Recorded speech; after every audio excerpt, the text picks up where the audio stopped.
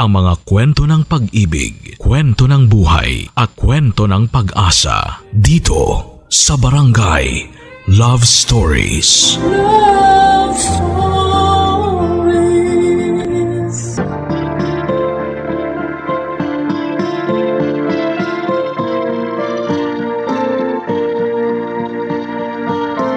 Mahirap kalimutan ang unang pag-ibig. Pero nagiging daan ang bagong tao sa buhay natin para saglit nating makalimutan ang pait ng nakaraan. Ikaw kabarangay, handa ka bang magmahal ulit para lamang makalimutan ang taong naging dahilan ng pagkabigo mo sa pag-ibig? May pagkakataon na dahil po sa pagmamahal na nararamdaman natin para sa isang tao ay pilit nating gagawing tama ang bagay na alam nating mali na sa umpisa. Ang sabi nga nila, hindi kailanman nadidiktahan ng puso. Pero dapat nga bang palaging sundin ang puso kahit alam ng isip natin na hindi na ito tama at nakakabuti para sa ating sarili? Dear Papa Dudut, tawagin mo na lamang ako sa pangalang Charlene, 29 years old at nagtatrabaho bilang accounting assistant dito sa Novaliches. Matagal ko ng hobby talaga ang pakikinig ng drama sa radyo. Pero ngayon ko lamang naisipan na magpadala ng sarili kong kwento. Medyo busy kasi akong tao kaya humanap din talaga ako ng oras para masimulan na gawin itong sulat ko. Hayaan niyong simulan ko ang totoong kwento ko sa relasyon namin ng boyfriend ko noon na si Dylan Papadudut. Schoolmate ko siya noong college at sinagot ko ang panliligaw niya sa akin nang sabay kaming makagraduate sa mga kurso namin. Tumagal din noon ng ilang taon ng relasyon namin at kahit may kanya-kanya na kaming trabaho, pinipilit naming magbigay ng oras sa isa't isa, Papadudut.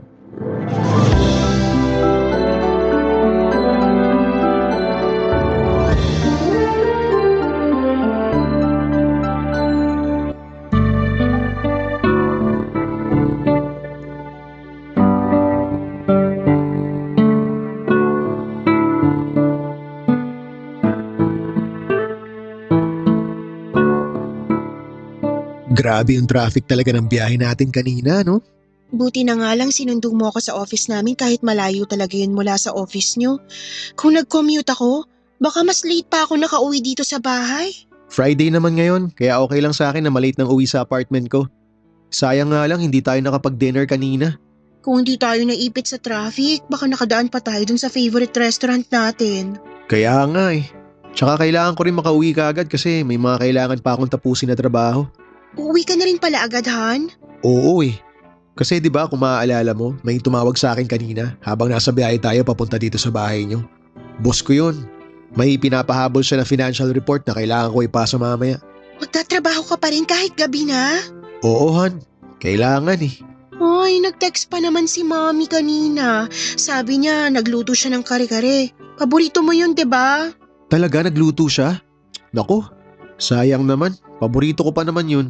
Pumasok kaya muna tayo sa bahay para makapag-uwi ka sa apartment mo ng pagkain kung talagang hindi ka na pwede magtagal dito. Sa ibang araw na lang siguro, Han. Han, hindi tayo nakapag-dinner kaya alam kong gutom ka na rin.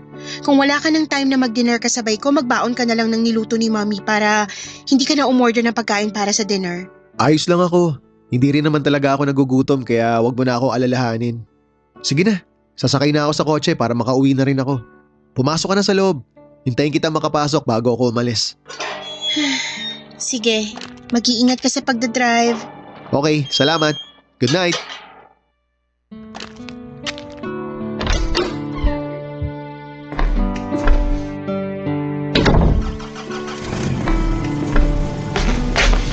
Hinatid ka pala ni Dylan? Opo, Ma, pero umalis na rin po siya kasi may kailangan pa siyang tapusin na report daw para sa trabaho niya. Ni hindi man lang siya pumasok sa loob ng bahay para bumati sa amin ng papa mo. Hindi pa naman ganun kalalim ang gabi. May tatapusin pa nga raw po kasi siyang trabaho. Dahilan niya lang yon, pero ang totoo, hindi niya gusto na nakakausap kami ng papa mo. Ma, hindi naman po sa ganon. Busy lang po talaga si Dylan.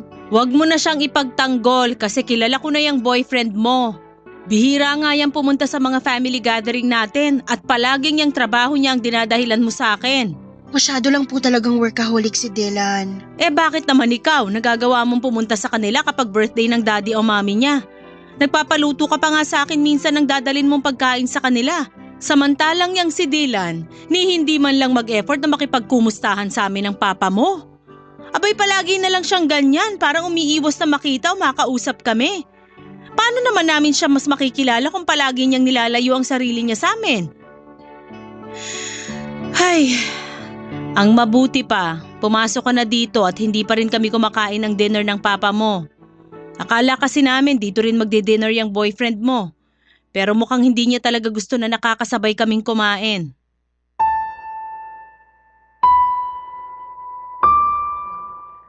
Papa Dudut, unang nakilala ng mga magulang ko si Dylan bilang schoolmate ko noon.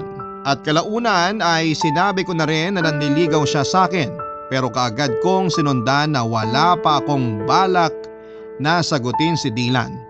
Solong anak lamang ako kaya naman alam ko na medyo mataas ang expectation sa akin ng mga magulang ko. Nangako rin ako sa kanila na palagi kong pagbubutihin ang pag-aaral ko at yun naman talaga ang ginawa ko. Kaya kahit gusto ko na talaga si Dylan noong nanliligaw pa lamang siya sa akin noong college ay pilit kong pinigilan ang sarili ko na sagutin kaagad siya. Papadudot nang makagraduate nga kami ni Dylan ay doon na ako naglakas ng loob na sagutin ang panliligaw niya. Lalo na at nakita ko naman ang effort niya para magustuhan ko siya.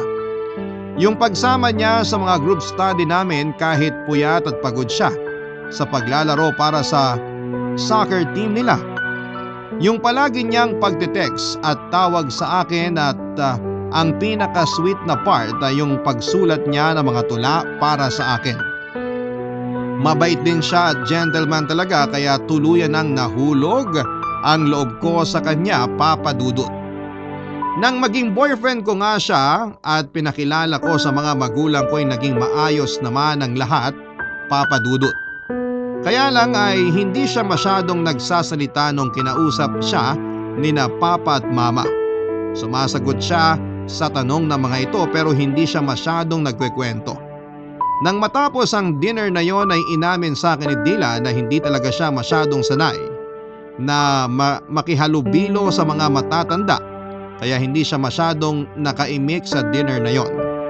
Hindi rin siya masyadong sumasama sa mga family gathering namin at palaging umiiwas na makita ang mga magulang ko. Nung una medyo naiinis ako hanggang sa nakasanayan ko na lang din yon, Papa Dudut.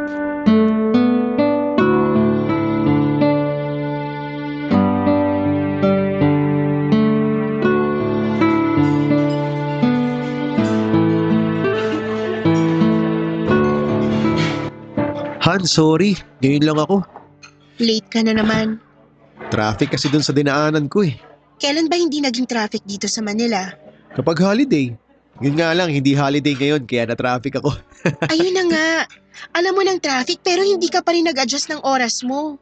Maniwala ka Han, in-adjust ko oras ko kanina. Hindi ko lang in-expect na mas magiging traffic ngayon. 15 ngayon, Dylan, araw ng sweldo ng ibang empleyado kaya dapat naisip mo na mas magiging traffic nga. Tapos dito mo pa ako niyaya sa malayong restaurant para mag-dinner? Eh di ba sabi mo, favorite mo yung kanilaw ni pasta nila dito? Oo nga, pero ang layo kasi nito sa bahay namin. Buti sana kung sinundo mo ako mula sa bahay namin papunta dito. Mas lalo tayong maiipit sa traffic kung pinuntahan pa kita kanina sa bahay nyo. Pero kung inagahan mong alis sa apartment, hindi tayo maiipit sa traffic. Ang tagal ko kaya naghintay dito sa restaurant. At kung alam ko lang na 30 minutes kang malilate, hindi na lang sana ako umalis ng maaga sa bahay. Han, nagsorry na ako di ba? Ano palang in-order mo? Nagugutom na talaga ako eh. Umorder ako ng buttered shrimp, cannelloni pasta at roasted chicken. Hindi ka umorder ng barbecue o chop suey? Wala ka namang sinabi na umorder ako noon. Nung tumawag ako kanina para itanong kung anong gusto mong pagkain. Pero di ba sinabi ko sa'yo, nakagabi pa ako nagkikrave ng barbecue nila dito sa resto na to? Oo nga, pero hindi mo nga sinabi na umorder noon kanina. Ang sabi mo lang ako nang bahalang umorder ng pagkain natin. Kasi ang akala ko, maaalala mo yung sinabi ko sa'yo kagabi. Han, hindi ko na kasalanan kung hindi ko na maalala yon. Tambak ako ng trabaho kahapon na magkausap tayo sa cellphone. Paano ko pa matatandaan yun? Kung sinabi mo na lang sana kanina na umorder ako ng barbecue chop suey, edi sana wala na tayong pinagtatalunan ngayon. Tsaka Han, pwede mo pa naman yan i-order sa waiter. Sandali nga, tatawagin ko ng waiter para… Hindi na, wag na. Hayaan mo na. Okay na yung mga in-order mo. Baka mas matagalan pa bago tayo makakain pag umorder ka ng panibago. Kesa kumakain na tayo, maghihintay pa tayo na ma-serve yung barbecue. Pagod na ako. Wala na akong patience maghintay. Gusto ko na talagang kumain. Hintayin na lang natin yung pagkain. Ihahatid na rin yun ng waiter. Birthday nga pala ni Mommy next week. Sunday yon at alam ko na wala kang pasok sa trabaho. Wala nga akong pasok nun, pero may basketball game kami ng mga pinsan ko tuwing linggo, di ba? Alam mo naman yun. Baka naman pwedeng hindi ka muna pumunta sa basketball game nyo na yon. Hindi pwede. Nakapangako na ako sa kanila eh. Pero ini-expect na ni Mommy na nasa bahay ka sa birthday niya. Darating din kasi nun sina Lola at ibang kamag-anak namin. Yung iba sa kanila gusto ko rin makilalahan. Han, alam mo naman na introvert ako eh. Hindi ako mahilig makisalamuha sa ibang tao. Hindi ako magaling makipag-usap. Ayoko ng mga ganyan. Introvert, pero pagdating sa barkada at mga pinsan mo, ang taas palagi ng energy mo. Eh syempre, matagal ko na silang kilala eh. Eh yung mga kamag-anak mo, hindi ko naman sila kilala. Kaya talagang hindi ako magiging komportable na makasama sila. Huwag mo na akong pilitin na kausapin yung mga yun. Eh paano mo nga sila makikilala kung hindi ka naman pumupunta sa mga family gathering namin? Pero kapag family mo naman ang may celebration, palagi akong present. Alam mo, Dylan, minsan ang unfair mo na talaga sa akin. Ang unfair na ng ginagawa mo sa relasyon natin. Papa Dudut, totoo nga ang sinasabi nila na hindi mo basta-basta makikilala ang isang tao kapag hindi mo siya nakakasama ng matagal. Dahil noong nililigawan pa lamang ako ni Dylan ay wala siyang ibang pinakita sa akin kung hindi yung magagandang side lamang ng ugali niya. Oo, naging mabait pa rin naman siya sa akin at gentleman noong boyfriend ko na siya. Pero doon na rin nagsimula na mas makilala ko siya. Bukod sa hindi niya pagsama-sama sa akin sa mga family gathering, Papa Dudut, ay isa rin sa mga pinaka nadismaya ako sa ugali niya ay yung pagiging palagi niyang late sa mga date naming dalawa. Hindi siya nauubusan ng dahilan sa tuwing malilate siya ng dating sa usapan namin. Traffic, nasiraan siya ng motor, hindi niya napansin ang oras at kung ano-ano pa. Papa Dudut, dalawang beses pa lamang kaming nagkaroon ng pagkakataon na magregalo sa isa't isa. Yun ay nang niregaluhan ko siya ng relo para lang maging on time siya sa mga date namin. Hindi naman yun palagi nangyayari na late siya pero madalas, as in madalas talaga, Papa Dudut, ay lagi siyang nalilate. Pakiramdam ko noon ay ako lamang ang nag-e-effort sa aming dalawa at dahil alam niya na mas mahaba ang pasensya ko at mabilis akong masuyo. Hindi pwedeng mawawalan kami ng date sa isang buwan nang dahil meron siyang idadahilan na dahilan kung bakit siya nalilate. Pakiramdam ko ay lagi ako nagpaparaya sa kanya, Papa Dudut, ng mga panahong yon. Barangay Love Stories. Barangay Love Stories. Papa Dudut, kahit gaano kahaba ang pasensya ng isang tao ay may limitasyon din ang lahat. Pati na minsan ang pagmamahal at nararamdaman natin. Hindi ka agad nauubos at nawawala ang pagmamahal pero Papa Dudut, marunong talagang mapagod ang puso natin. Lalo na kung paulit-ulit na lamang tayong nasasaktan at nagiging kawawa sa isang relasyon. Dahil kahit gaanong pagmamahal ang meron tayo ay talagang nakakapagod kapag ikaw lang ang nag-i-effort. Kahit naging madalas ang pagkatalo namin ni Dylan sa pagiging late niya sa usapan namin ay hindi pa rin siya nagbago. Hindi lang naman tungkol sa pagiging late niya ang madalas naming pag-awayan ni Dylan, Papa Dudut. Dahil lumalabas na nga ang totoong ugali niya. Mas marami na kaming hindi na pagkakasunduan. Kasama na doon yung hindi niya pakikisama sa pamilya ko. Si Dylan ang first boyfriend ko at umasa ako noon na sana ay siya na rin ang maging last boyfriend ko dahil gusto ko na siya ang makasama ko sa panghabang buhay. Pero habang tumatagal na mas nakikilala ko siya, mas nararamdaman ko rin na hindi pala talaga siya ang ideal man ko. Kung noong magkarelasyon pa lamang kami ay bilang mag-boyfriend-girlfriend ay hindi na niya kayang pakisamahan ang mga magulang ko. Paano pa kaya kapag kasal na kami? Kaya naman habang tumatagal ay mas nagiging madalas na ang pag-aaway naming dalawa, Papa Dudut.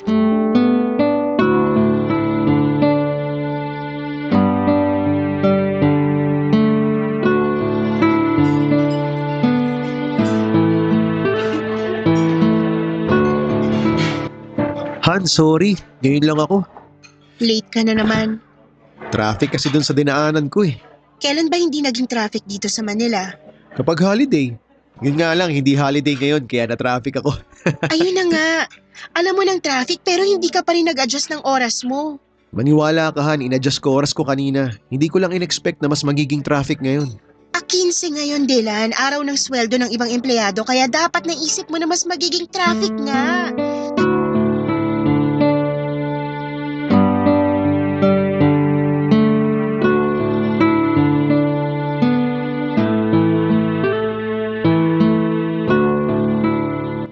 Uy, Charlene!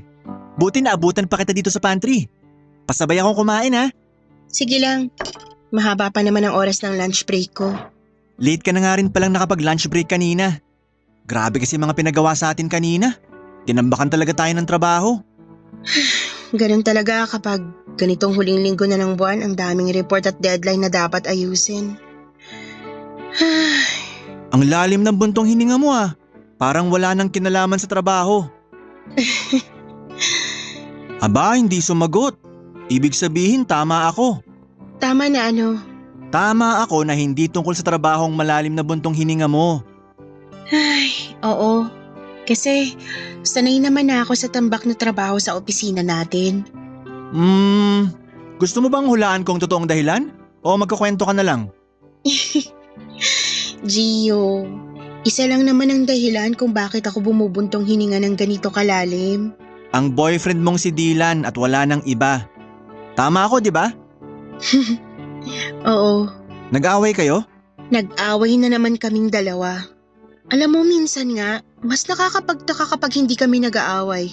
Kasi parang routine na ng relasyon namin ang pagtalunan ultimong tungkol sa napakaliit na bagay lang, paulit-ulit na maliit na bagay. Baka naman kasi kulang lang kayo sa communication. Araw-araw naman kami nag-uusap. Ano pang kulang doon? Iba naman kasing communication yung sinasabi ko. Hindi to basta usap. Dapat kapag nag-uusap kayo, sinusubukan nyo ring intindihin ng isa't isa at pag-usapan ng mga issue na meron kayo. Para naman saan? Para mag-away lang ulit kami? Para maintindihan nyo kung ano bang punot dulo ng palagi nyong pinag-aawayan. Ang sabi mo nga kanina, di ba? Halos paulit-ulit lang yung dahilan. Kaya bakit hindi nyo pag-usapan ng maayos? Kasi hindi rin naman siya marunong mag-adjust sa issue ng relasyon namin. Gusto niya na palaging siya yung nasusunod at nagkokontrol sa relasyon naming dalawa. Baka naman kasi sinanay mo na maging ganun siya sa relasyon nyo. Hindi ko alam. Pero siguro nga kasi ayoko talaga nang nakikipag-away ng matagal. Kumbaga, kapag nag-aaway kami, sa huli ako rin yung unang tumatawag para makipagbati sa kanya. O kaya kapag nag-sorry siya, okay na agad sa akin ang lahat para tapos ng away. Pareho pala tayo. Kasi ganyan na ganyan din ako sa asawa kong si Janice. Kapag nag-aaway kami tungkol sa maliliit na bagay, ako rin ang palaging gumagawa ng paraan para magkabati kaming dalawa. Ano namang pinag-aawayan niyo ng asawa mo? Dalawang bagay lang naman. Kung hindi tungkol sa pera, tungkol naman sa pag-aasikaso sa mga bata. Eh di ba ikaw lang ang nagtatrabaho sa bahay niyo? Oo, at gusto niya na pati pag-aasikaso sa 3 anak namin, ginagawa ko. Alam mo, wala naman akong problema doon kasi alam ko na responsibilidad ko rin ang mga anak namin. Pero may mga pagkakataon kasi na kahit pagod ako sa trabaho, pinapasa niya pa rin sa akin pati ng pagpapalitan diaper ng bunsong anak namin. Alam mo yung stress na ako sa overtime at pagod sa trabaho? Tapos aabutan kong makalat ang bahay namin, maingay ang mga bata at wala pang lutong pagkain para sa hapunan. Grabe, nangyari lahat yun? Oo, Muntik na nga akong sumabog ng gabi na yun eh. Ang ibig kong sabihin, yung galit ko.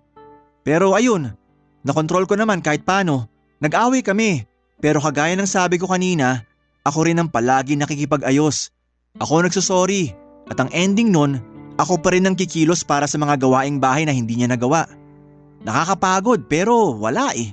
Kasi mahal natin sila, kaya hindi natin sila kayang tiisin.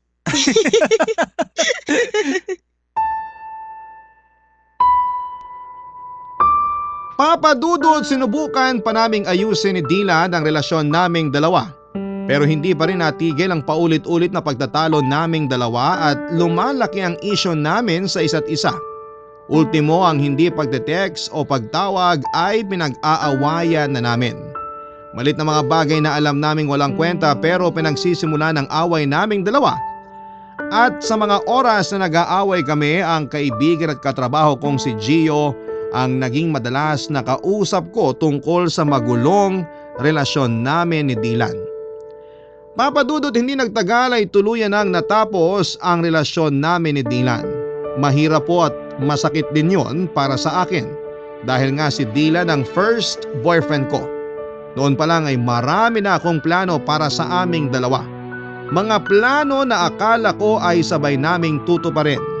Pero may mga bagay na hindi natin pwedeng ipilit lalo na kapag pareho na kayong nagkakasakitan. Hindi man ang pisikal, pero iba kasi kapag paulit-ulit na tayong nasasaktan ng emosyonal. Mas malalim ang sugat na naiiwan nito sa atin. Mas malalim yung sakit, pero sa huli wala naman tayong ibang pagpipilian, Papa Dudut, kung hindi ang umusad kahit na mahirap talagang gawin ang bagay na yon.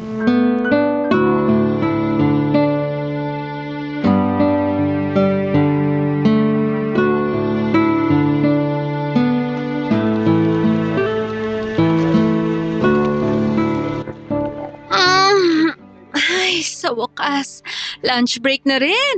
At wala tayong overtime ngayon, pati na mamaya pagkatapos ng shift natin. Grabe naman kasi yung mga pinatrabaho sa atin ng manager natin. Parang pang 3 buwan. Sanay kasi sila na tinatambakan tayo ng trabaho. Kahit pwede naman nilang ipagawa sa atin yun ng mas maaga para hindi tayo masyadong naghahabol kapag malapit ng deadline. Masyado kasi silang petik sa mga trabaho na naka-assign sa kanila. At sanay na tinatambakan tayo. Kaya palaging tayo ang nahihirapan sa huli. Ang mahalaga ngayon, natapos natin lahat ng pinapagawa nila sa atin, kaya deserve natin ang masarap na pagkain para sa lunch. Ay sis, tama ka dyan. Saan mo pala gusto mag-lunch ngayon? Charlene, lunch break mo na rin ba? Oo, sakto nga ang daan mo dito sa station namin. Narinig mo yata na kumakalam ng sikmura ako. Parang gano'n na nga. Saan mo ba gusto mag-lunch? Treat ko. Ikaw nang bahala kasi ikaw naman manlilibre eh. Ay, sana all nililibre ng pagkain. Gusto mo bang sumama, Divine? Pwede naman. Naku, hindi na. Baka makaistorbo pa ako sa inyo. Sige, ikaw ang bahala. Charlene, hintayin na lang kita sa kotse para sa labas na lang tayo mag-lunch. Mahaba pa naman ang lunch break natin. Okay, sige. Susunod na rin ako kaagad doon. Charlene, may gusto ka bang sabihin sa akin? Ano namang sasabihin ko sa'yo? Sus, kunwari pa to. Alam mo naman ang tinutukoy ko. Ay, mali pala. Kilala mo naman na kung sinong tinutukoy ko. Divine, kung tungkol kay Gio yung ini-issue mo sa akin, uulitin ko na magkaibigan lang kaming dalawa. Kaya hindi mo kailangan na mag-isip ng kahit na ano tungkol sa amin. Magkaibigan na palagi magkasabay na mag-lunch break at lumabas ng opisina pagkatapos ng trabaho. Oo, kasi pareho lang naman ang oras ng shift naming dalawa eh. Naku, Charlene ha. Huwag kang ang pabebe dyan. Alam ko namang may something na sa inyong dalawa ni Gio. Ano bang something yan? Wala nga.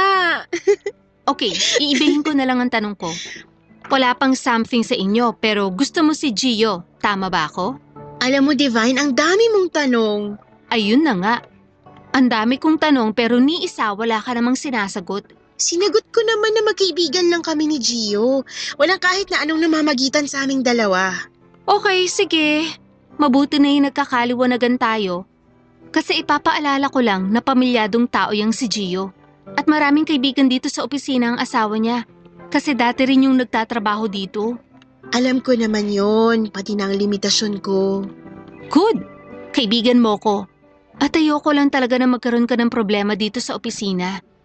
Alam ko na hindi madali ang naging breakup niyo ni Dylan. Pero wag mo rin madaliin ang process ng pag-move on mo. Hindi mo kailangan gumamit ng ibang tao para makapag-move on ka na kaagad. Papadudot, isa sa mga dahilan kung bakit nakausad kaagad ako ay dahil sa presensya ni Gio. Sa kanya talaga ako mas madalas na nagkukwento ng mga panahong yon na hindi na okay ang relasyon namin ni Dylan. Alam ni Gio kung paano ko pinilit na ayusin ang relasyon namin ng ex-boyfriend ko. Siya ang naging tagapakinig at tagapagpayo ko noon. Kaya naman hindi imposible na mahulog ang loob ko sa kanya. Papadudot, lilinawin ko lang ha, na hindi si Gio ang dahilan kung bakit natapos ang relasyon namin ni Dylan. Sadyang hindi na lang talaga kami nagkakasundo. Kumbagay wala na talagang patutunguhan ang relasyon naming dalawa. Pero si Gio nga ang dahilan kung bakit nakapagsimula na akong makausad mula sa natapos naming kwento ni Dylan. Ayun nga lang ay hindi ko maamin kahit sa kanino man sa opisina namin ang tungkol sa amin ni Gio dahil kasal siya at may anak na siya. Kaya nung una ay nakontento na talaga ako sa mabuting pagkakaibigan na meron kaming dalawa ni Gio, Papadudot. Barangay Love Stories. Barangay Love Stories.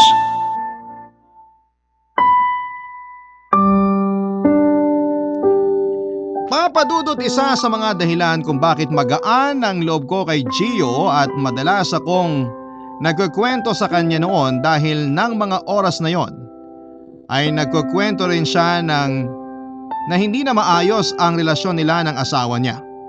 Minsan niya raw kasing nahuli na may iba itong karelasyon at sinabi niya na kung wala lang silang anak ay hiniwalayan na raw niya kaagad ang asawa niya.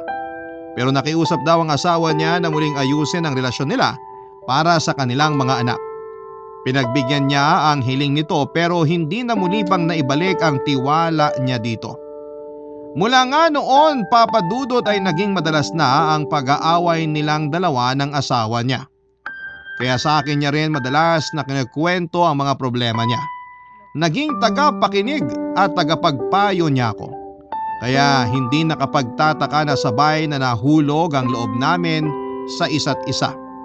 At nang aminin niya sa akin na may espesyal na siyang nararamdaman para sa akin, hiwalay na kami noon ni Dylan at balak na rin niyang makipaghiwalay sa asawa niya.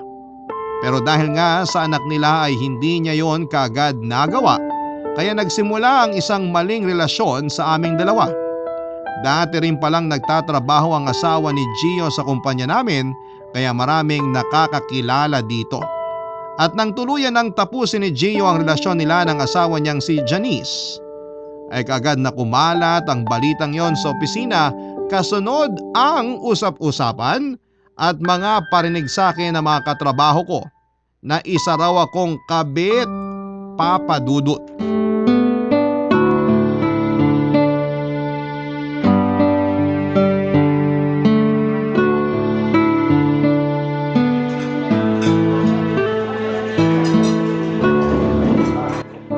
Buti na lang hindi tayo ngayon sa pantry nag-lunch kasi sigurado na pagchichismisan na naman tayo ng mga tao doon. Yaan mo na. Masarap din naman ang pagkain sa restaurant na to. Oo, tsaka ang mahalaga, magkasama pa rin tayo ngayong lunch break. Dito na lang kasi ako medyo nare-relax, sa totoo lang. Grabe kasing magparinig yung ibang kaopisina natin. Keso, ako raw sumira ng relasyon yun ng asawa mo. Tapos alam mo ba, kinausap pa ako ng manager natin. Anong sabi niya sa'yo? Huwag daw sana tayong maging masyadong PDA sa office. PDA? Oo, public display of affection o yung sweet-sweetan sa harap ng maraming tao. Hindi naman tayo ganun. Ayun na nga ang sabi ko sa manager natin. Professional tayo pagdating sa trabaho. Hindi niya na kailangan na sabihin sa akin yun. Close kasi sila ng ex ko. Kasi nga 'di ba? Dati siyang nagtatrabaho sa HR ng office natin. Baka nga hanggang ngayon nakakamustahan pa rin silang dalawa eh. Mukha nga kasi ang seryoso niya habang kinakausap ko kanina. Pero Okay lang kasi pareho naman tayong hindi PDA. Naiinis lang ako sa ibang kaopisina natin kasi palagi na lang sila nagpaparinig kapag padaan ako sa station nila. Tapos alam mo ba minsan, may isa pa tayong office mate na bigla na lang bumunggu sa akin sa may hallway ng office. Baka naman hindi sinasadya yun. Sinadya niya yun kasi hindi man lang siya nagsorry sa akin eh. Nalaglag pa nga ang bag ko noon pero hindi man lang siya lumingon sa akin. Ay, pero hayaan mo na. Hindi naman ako patola sa mga ganong klaseng attitude. Ikaw ba babe? Kumusta ka? Ha? Tinatanong kita kung kumusta ka kasi 'di ba 2 araw kang naka-vacation leave. Hindi ka nga rin masyadong sumasagot sa mga chat ko sa'yo eh. Ba't ka nga ba nag-vacation leave? Hindi mo man lang sinabi sa akin na hindi ka pala papasok. Wala ka namang medical certificate na in-email. Kaya nung magtanong sa akin si Divine tungkol sa leave mo, ang sabi ko na lang, may lakad ka yata. Kahit ang totoo, hindi ko alam kung... I think we should stop this, Charlene. Ano? Ang sabi ko, siguro mas okay kung ititigil na natin to. Gio, nakakaintindi ako ng English kaya hindi mo na kailangan Tagalogin pa yung sinabi mo. Ang hindi ko lang maintindihan, ano yung kailangan nating itigil? Yung pagkain natin ngayon? Yung pag-uusap natin? O Itong yung... relasyon natin. Nakikipaghiwalay ka na sa akin? Charlene, hindi din madali sa akin to pero Hindi pala madali sa'yo. Eh di sana naisip mo rin na mas lalo hindi madali sa akin ang pumasok sa relasyon na to. Hindi madali para sa akin na paulit-ulit na tawagin akong kabit ng ibang tao. Na marinig na isa akong homewrecker kahit ang totoo, siraan ang relasyon niyo bago pa ako pumasok sa eksena ng buhay niyo. Pero nilunok ko ang lahat ng hirap na yun, Gio. Nilunok ko kasi minahal kita tapos ano? Tapos ganito na bigla mo na lang ibabasura lahat ng effort ko? hindi ko naman binabasura kung ano man ang meron sa ating dalawa. Maniwala ka sa akin, nahihirapan din talaga ako. Pero kasi, masyado na akong iniipit ni Janice. Ni ayaw niyang ipakita sa akin ng mga anak namin mula nung maghiwalay kami. Pati yung parents ko, inaaway na ako. Lahat sila, pinagtutulungan ako dahil lang sa nakipaghiwalay ako kay Janice. Pero di ba ang sabi mo ako nang mahal mo? Oo, Kung totoo yan, bakit hindi mo magawang maipaglaban yung pagmamahal na yan? kasi nga mahirap yung sitwasyon nating dalawa. Sa'yo na nang galing, di ba? Pinagtutulungan ka ng mga kaopisina natin. At ganun din ang ginagawa sa akin ng pamilya ko. Kaya alam ko na parehong matatahimik ang buhay natin sa oras na magawa na nating itama ang lahat.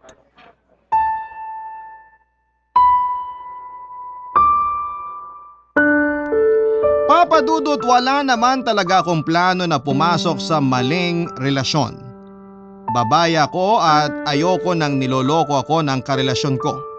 Walang sino man ang gusto na lokohin sila ng karelasyon nila. Kaya lang ay naipit lang talaga kaming dalawa sa sitwasyon na hindi na kami kaagad makalabas. Nahulog ang loob namin ni Gio sa isa't isa sa hindi pa tamang oras. Nang aminin niya nga sa akin na gusto niya ako ay hindi ko naman kaagad sinagot ang nararamdaman niya noon.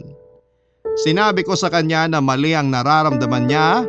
Oo, inamin ko na gusto ko rin siya. Pero ilang araw din akong umiwas sa kanya. Nahirapan din ako noon dahil nasanay na ako na palagi siyang kausap at kasama kapag hindi oras ng trabaho.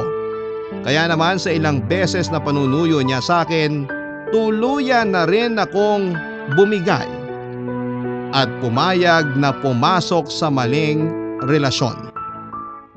Pero nangako siya sa akin na hindi niya ako gagawing kabit ng pangmatagalan. On the rocks na kasi talaga ang relasyon nila noon ng asawa niya kasi nga minsan na rin niyang naramdaman at naranasan na lokohin bago pa man kami nagkaroon ng relasyon. Kaya hindi naman talaga ako ang dahilan kung bakit nagkakasiraman silang dalawa. At nang maging kaming dalawa, nangako siya sa akin, papadudot, na tuluyan na niyang tatapusin ang relasyon nilang mag-asawa. Ako na raw talaga ang mahal niya at nangako siya na ipaglalaban niya ang pagmamahalan namin sa isa't isa. Isang pangako na hindi niya naman pala kayang pangatawanan, papadudot.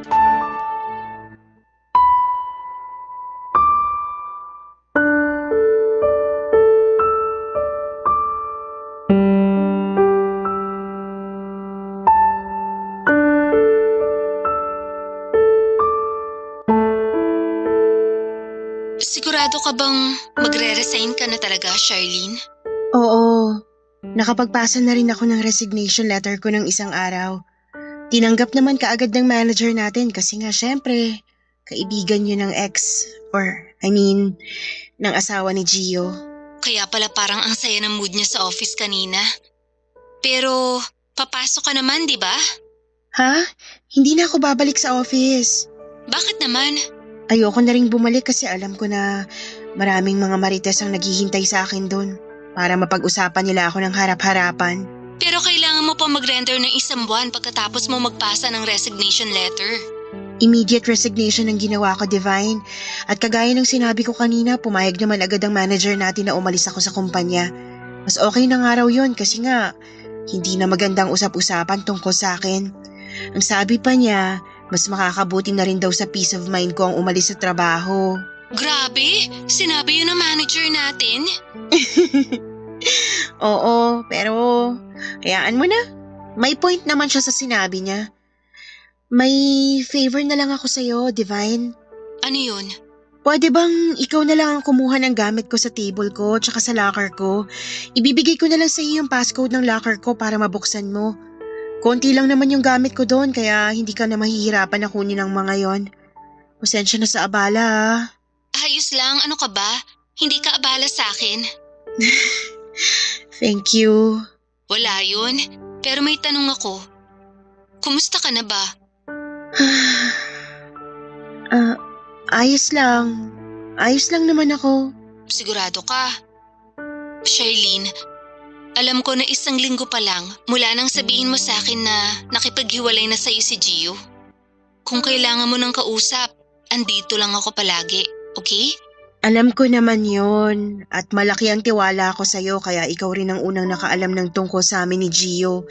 Basta, huwag ka mag-alala sa akin, okay lang talaga ako.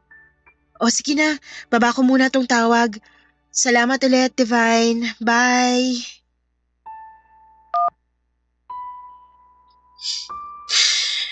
Ayos lang ako. Ayos lang talaga ako. Charlene, anak? Gising ka pa ba? Opo, Ma. Gising pa po ako. Gumawa kasi ko ng mainit na tsaa. Nagbabaka sakali lang ako nagising ka pa kaya dinala na rin kita. Eto oh. Salamat po, Ma. Ang bango po nitong tsaa. Oo, at masarap din yan. Hindi ganong mapait. Palamigin mo muna ng konti para hindi ka mapaso kapag ininom mo na. Sige po.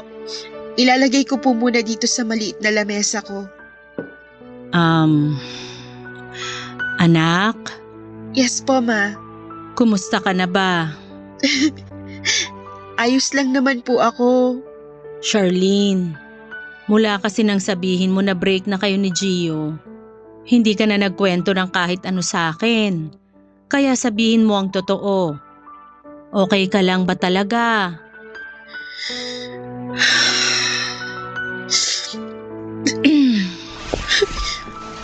Hahawakan ko ang kamay mo para maramdaman mo na okay lang ang umiyak. Hindi kita huhusgahan. Mama mo ko kaya pwede mong sabihin sa akin lahat ng nararamdaman mo. Alam ko naman po yun, Ma. Kasi nang sabihin ko sa inyo na kasal na sa ibang babae ang bagong boyfriend ko, hindi naman po kayo nagalit sa akin. Dahil sinigurado mo na hiwalay na sila ng asawa niya bago ka pumasok sa relasyon nyo. Pero ang naging tanong ko sa'yo noon, bakit ka pumasok sa bagong relasyon kahit alam mo sa sarili mo na hindi ka pa handa? Kasi yun pong nakita kong paraan para maka-move on na kaagad ako kay Dylan. Naisip ko na kung may bagong lalaki na sa buhay ko, makakalimutan ko na kaagad siya. Nagawa ko naman po yun, Ma. Nagawa ko kalimutan kaagad si Dylan. Oo, tama ka. Pero anong nangyari? Nasaktan ka rin sa lalaking pinalit mo kagad sa kanya, 'di ba? Nasaktan ka kasi pumasok ka sa relasyon kahit hindi ka pa naman talaga handang magmahal uli. Masyado mong minadali ang lahat. Pero alam ko naman na matatag ka, anak. Lahat ng sakit na nararamdaman mo ngayon, malalampasan mo rin to. Makakalimot ka at magagawa mong magmahal uli. Papa Dudut, sa kabila ng maling relasyon na pinasok ko, umasa talaga ako noon na magiging tama rin ang lahat sa aming dalawa. Pinanghawakan ko kasi ang pangako sa akin ni Gio. Pinanghawakan ko na sabay naming tutuparin ang mga plano na binuo naming dalawa. Malalim na kasi ang pagmamahal na nararamdaman ko noon para kay Gio. Yung pagmamahal na handa ko nang awayin ang ibang tao para lamang sa kanya. Yung pagmamahal na ipaglalaban ko hanggang sa huli. Ayun nga lang, ako pala ang hindi kayang ipaglaban ng taong mahal ko. Papa Dudut, aaminin ko na tama si Mommy sa mga sinabi niya. Ginamit ko si Gio para mabilis ako makapag-move on mula sa nagtapos na relasyon namin ni Dylan. Malaki kasi ang pagkakaiba ng ugali nilang dalawa.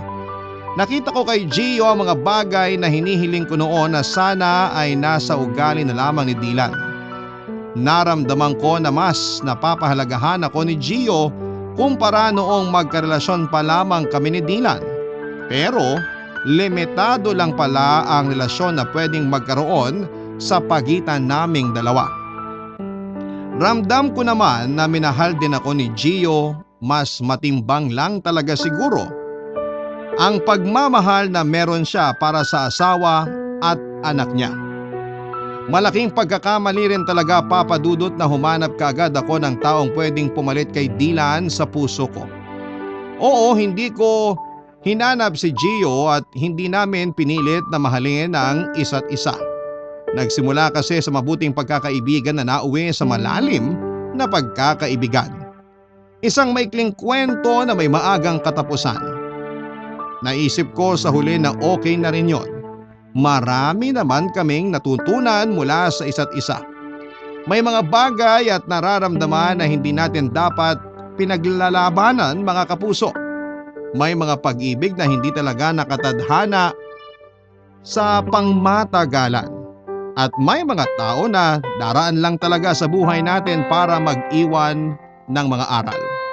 Papa Dudut, ngayon ay single pa rin po ako, pero masasabi kay Charlene. Nagustuhan ng iyong napakinggan? Ituloy yan via live stream sa www.gmanetwork.com/radio. Barangay LS 97.1 Forever!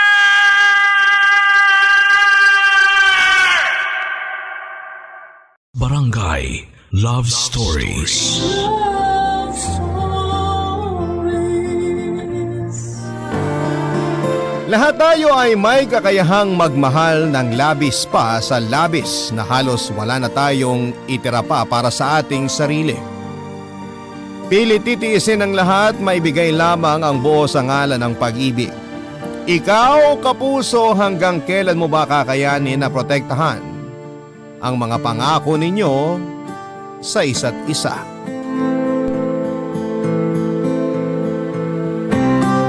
Dear Papa Dudut, magandang araw po sa inyo at sa mga nakikinig ngayon sa programang ito. Pamilyar ba kayo sa kasabihang promises are meant to be broken?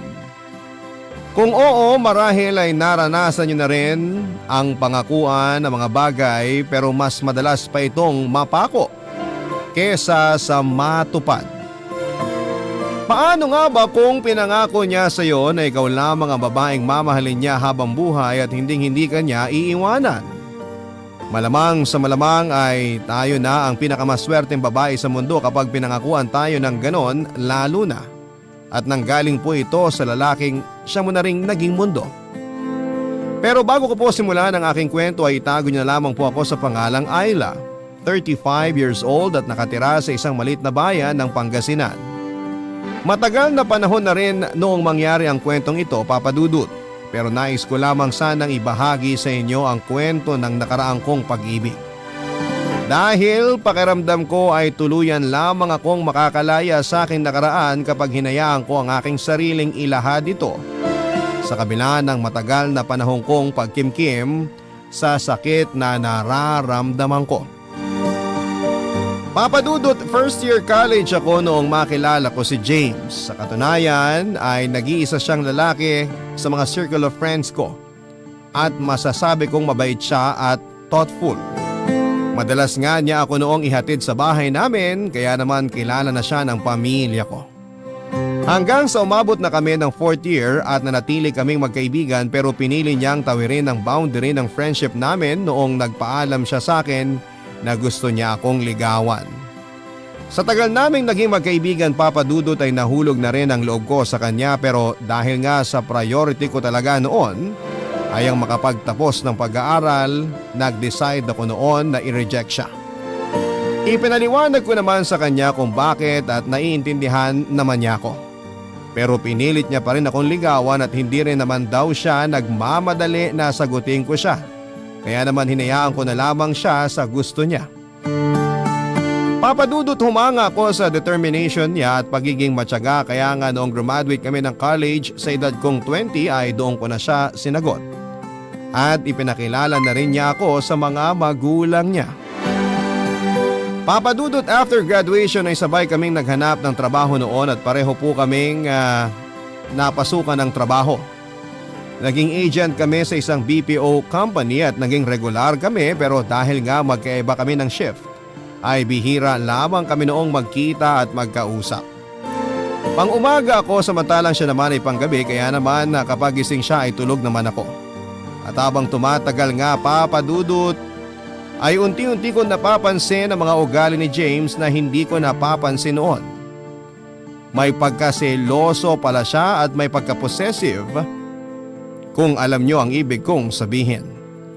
Ayaw na ayaw niya na nakikipag-usap ako sa ibang lalaki at kapag nagte-text o tumatawag siya ay dapat agad akong nakakapag-reply. Dahil kung hindi ay mag-aaway talaga kami.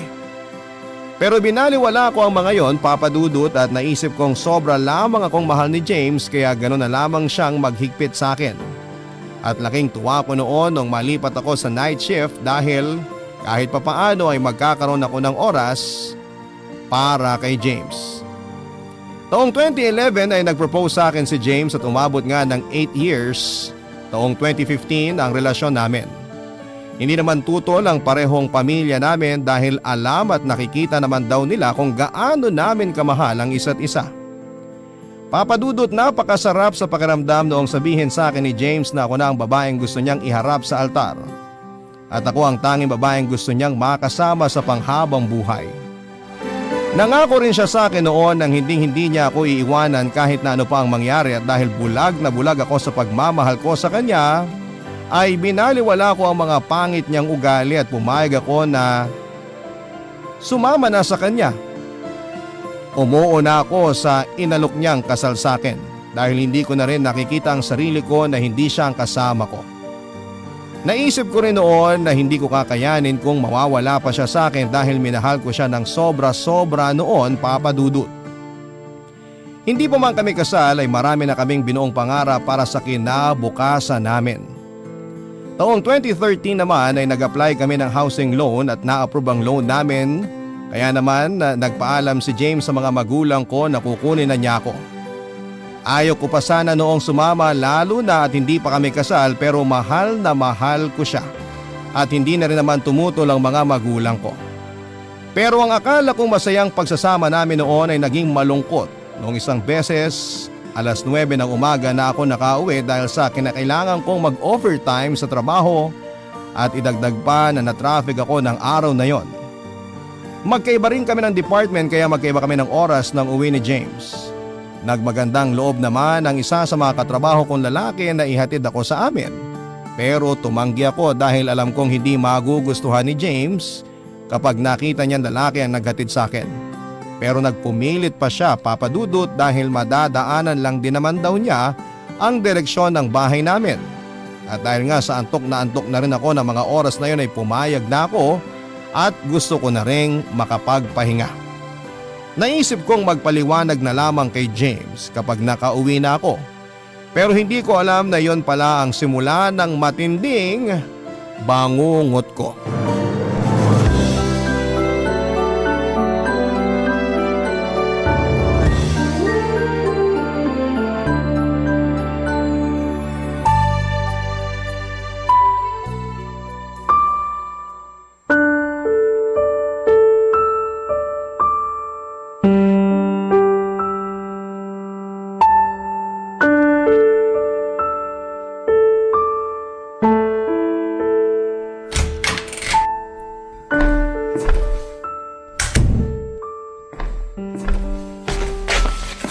Babe, buti gising ka na. Hindi ba dapat natutulog ka pa?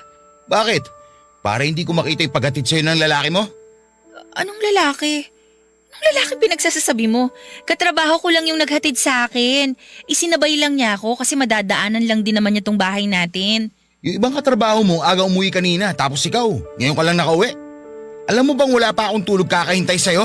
Dapat kasi hindi mo na ako hinintay. Andun ka na rin lang kanina sa department namin. Eh di dapat alam mong nag-overtime ako.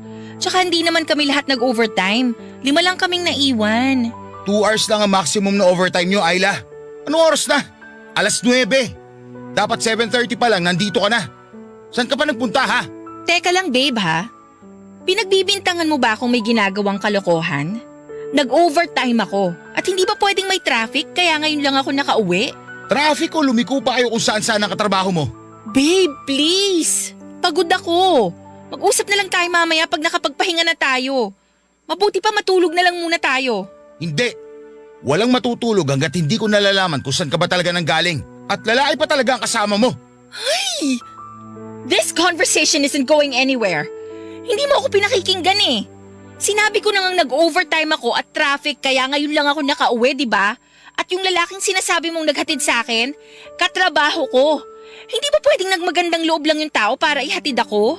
James, may asawa't anak na yung tao. I can't believe na talagang pinag-iisipan mo ko ng ganyan. Anong gusto mong isipin ko? Ang fiancé ko, late nang nakauwi tapos hinatid pa ng lalaki. Sa tingin mo, anong isipin ko? Yan ang problema sa'yo eh. Lagi ka na lang tamang hinala. May kausap lang akong lalaki, nagagalit ka na. Gusto mo laging on the dot, nasa bahay na ako. Hindi ko na nga alam kung ano ba talagang purpose na nagsasama tayo.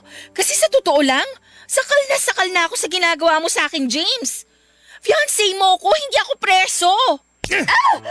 Wag mo akong pagtataasan ng boses, Ayla. Ano, matapang ka na? Bakit? Ano pinagmamalaki mo? Yung lalaki mo? Pinagtatanggol mo pa talaga? Alam mo, hindi lang yan ang aabuti mo sa akin pag nalaman ko talaga ginagago mo ako. Kung ayaw mong maniwala, bahala ka sa buhay mo. Ang hirap mong paliwanagan. Ako? Mahirap paliwanagan? Hoy, hindi ako bulag para hindi ko maintindihan kung ano yung nakita ko. Uuwi na muna ako sa amin. Pag-isipan mong mabuti ang mga ibinibintang mo sa akin. Gusto mo lumayas? Sige, lumayas ka. Tignan ko lang kung kaya mo nang wala ako. Papadudot agad nga ay umuwi ako sa amin at hindi na ako nag-abala na magdala ng kahit na ano sa mga gamit ko maliban na lamang sa bag at mga gamit na ginagamit ko kapag pumapasok ako sa trabaho. Napahagulhol na lamang ako ng mga oras na yon noong hindi ako sundan ni James o pigilan man lang. Nagtaka pa noon si Mama at Papa dahil umiiyak ako noong umuwi ako. Pero sinabi ko sa kanila na ayos lamang ako at sobrang stress lamang ako sa trabaho. Gusto pa sana nila akong kausapin pero inilihis ko na lamang ang topic. At sinabing gusto ko na magpahinga lalo pa at kagagaling ko lamang sa trabaho. Hindi man na sila nangulit at inayaan na lamang ako. Ayoko rin kasi sabihin sa kanila ang tungkol sa nangyari dahil ayokong masira ang imahe ni James sa kanila. Wala akong nagawa kung hindi ang umiyak ng umiyak sa kwarto ko dahil sa sobrang sakit ng kalooban. Sanay naman ako sa ugali ni James pero yon ang unang beses na nasaktan niya ako ng pisikal kaya naman sobrang nabigla ako at napaiyak na lamang sa sobrang pagkabigla noong nasampal niya ako. Tila ba naging ibang tao siya sa paningin ko na mga oras na yon at hindi na siya ang James na nakilala at minahal ko. Pero dahil bulag ako sa pagmamahal ko sa kanya ay iniintindi ko siya. Naisip kong baka kailangan ko lang sigurong siyang bigyan ng panahon para makapag-isip-isip. Sa kabila ng bigat na nararamdaman ko noong araw na yon ay pumasok pa rin ako sa trabaho at ilang araw pang naging ganon ang sitwasyon namin. Habang tumatagal ay mas tumitindi ang bigat sa kalooban ko, Papa Dudut, dahil kahit na isang beses ay hindi man lang nagtangka si James na i-text o tawagan man lang ako. Lalo naman akong kinain ng anxiety ng isang araw ay nakita ko siya sa pantry ng company na pinagtatrabahuhan namin at may kausap na babae habang kumakain sila at para bang sila lang ang tao na nandoon sa lakas ng tawanan nila. Bago pa man ako maiyak dahil sa nakita ko ay tumalikod na ako at tulalang bumalik na lamang sa cubicle ko dahil nawala na rin ako ng ganang kumain. Naitanong ko sa sarili ko kung paanong nagagawa ni James ang tumawa ng ganon kung may problema kaming kinakaharap sa relasyon namin na kailangan naming iresolba. Ayoko mag-isip ng hindi maganda dahil may tiwala po ako kay James. Alam kong mahal niya ako at mahal ko rin siya pero parang may nagsasabi sa utak ko na may mali sa relasyon namin pero hindi ko na lamang maisip kung ano. Papa Dudut. Binaliwala ko na lamang ang mga negatibong naiisip ko at nagpatuloy na lamang sa araw-araw kong ginagawa. Nabigla na lamang ako isang araw nung puntahan ako ni James sa bahay ng mga magulang ko. Sa isip ko noon ay nakapag-isip na siguro si James. Tuwang-tuwa naman ang mga magulang ko noong makita nila si James at biniro pa nga nila ako na baka nag-aaway kami kaya ako umuwi.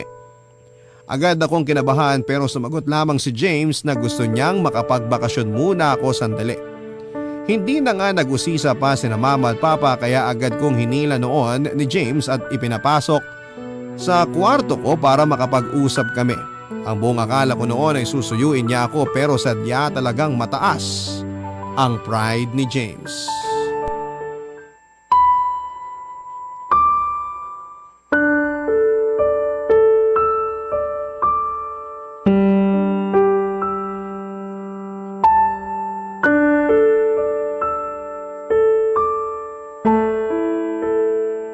Talagang pinanindigan mo yung paglalayas mo ha? Bakit? May pinalit ka na ba sa akin? Yun talagang sasabihin mo sa akin ngayon? Araw-araw kitang tinitext sa tinatawagan pero hindi ka sumasagot. Tapos makikita na lang kita sa pantry, may kausap kang babae at ang saya-saya niyo pa talaga. Kung magtawanan kayo, parang kayo lang ang tao sa mundo. O bakit? Nagsiselos ka? Di porke may problema tayo, ititigil na ang mundo ko at wala na akong karapatang magsaya. Hindi ako yung tipo ng tao nagpapalamo sa simpleng problema lang, Ayla. Ah, talaga? Simpleng problema? Relasyon natin ang pinag-uusapan dito, James. Ano? Pag ikaw ang galit, okay lang. Pero pag ako ang nagalit, bawal? Sa'yo pa talaga mismo nang galing na simpleng problema lang to? Ano ba pinaglalaban mo? Ikaw ang nagdrama at umalis, tapos paandar mo ako ng mga ganyan mo? Natural lang na magalit ako sa'yo dahil hindi ka umuwi sa tamang oras at lalaki pa talaga nagatid sa'yo pa uwi. Malay ko ba kung anong ginawa niyo bago kanya hinatid sa atin? Sapat ang ilang oras na yun para gumawa ka ng kababuyan na hindi ko alam. Ano? Gumising ka nga, James! Alam mo ba kung ano mga pinagsasabi mo? Ang tagal na nating magkarelasyon at 4 years na tayong nagsasama sa iisang bubong pero hindi mo pa rin yata ako kilala. Engaged na tayo. I've been loyal to you for 8 years, James! 8 years! Wala akong ginawa kundi sumunod sa mga rules mo dahil ayoko magalit ka sa akin at mag-away tayo. Sobrang mahal kita kaya lagi kitang iniintindi. Pero isang beses lang ako nagkamali kung itrato mo na ako para ako nakagawa ng karumal-dumal na krimen. Dahil totoo. Kung gusto mong patunayan na mali ang sinasabi ko, edi patunayan mo. Umuwi ka sa atin at harapin mo yung kasalanan ginawa mo. Kasalanan? Wala akong ginawang masama. Ang pagkakamali ko lang, pumayag ako magpahatid despite knowing na magagalit ka. So, I'm sorry. Sorry dahil nagpahatid ako sa ibang lalaki. Di sapat ang paghingi na sorry, Ayla. Nasaktan ako sa ginawa mo. Alam mo magagalit ako pero ginawa mo pa rin. Kaya nga nagsusorry ako, di ba? Bakit? Sa tingin mo ba hindi ako nasasaktan? Ang laki ng ipinagbago mo, James. Hindi na ikaw yung James na lagi akong inuunawa at yung James na nangakong hindi ako sasaktan. Physical man o emosyonal. Babe, sorry. Tara na, umuwi na tayo. Sa bahay na tayo mag-usap. Hindi! Ano? Ganon-ganon na lang yon? Pagkatapos ng lahat ng masasakit na paratang mo sa akin, ganon na lang? Alam kong may mali ako. Pero bakit kailangan kong makarinig na masasakit na salita galing sa'yo? Ang tagal ko lang nagtiis kasi mahal kita. Lagi akong nag-iingat sa mga kilos at sinasabi ko kasi para kang bomba na isang maling galaw at salita ko lang, sasabog ka bigla. Itatama ko lang ang mali mo, Ayla. Bakit ba sobrang defensive mo? Siguro dahil totoo iniisip ko. Bahala ka na nga kung ano gusto mong isipin. Pagod na ako magpaliwanag sa'yo. Umuwi na tayo. Sabay na natin ituloy to. Ayoko! Hindi ako uuwi! Ayaw mo umuwi? Eh di sige. Huwag na huwag ka nang uuwi sa akin kahit kailan. Ikaw na nga itong may kasalanan, ikaw pa matapang. Ba't ba ang hirap sa'yo na intindihin ako? Wala akong kasalanan sa'yo, James. Wala! Kaya hindi ko deserve tong ginagawa mo sa akin ngayon. Bahala ka sa buhay mo. Kung ayaw mo umuwi, edi wag. Hindi talaga ako uuwi. Kaya kung ako sa'yo, umalis ka na. Aalis talaga ako. Mabuti pa nga siguro tapusin na natin itong relasyon natin.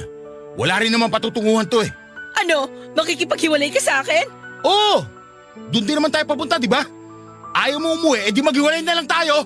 Naririnig mo ba ang sarili mo, James? 8 years? Itatapon mo ng ganun lang? Simpleng problema, bakit kailangan mong palakihin ng ganito? Nangako ka sa akin na kahit anong mangyari, hindi tayo maghihiwalay. Ang dami mo kasing arte. Niyayaya na nga kitang umuwi, aayaw ka pa. I can't believe you! Ano? Uuwi ka ba o hindi? Sinasabi ko sa'yo, pag umuwi ako na hindi kita kasama, yun na yun. Tapos na tayo. Fine! Hiwalay na kung hiwalay! Matapos ang matindi naming sagutan ay tuluyan na nga siyang umalis, Papa Dudut.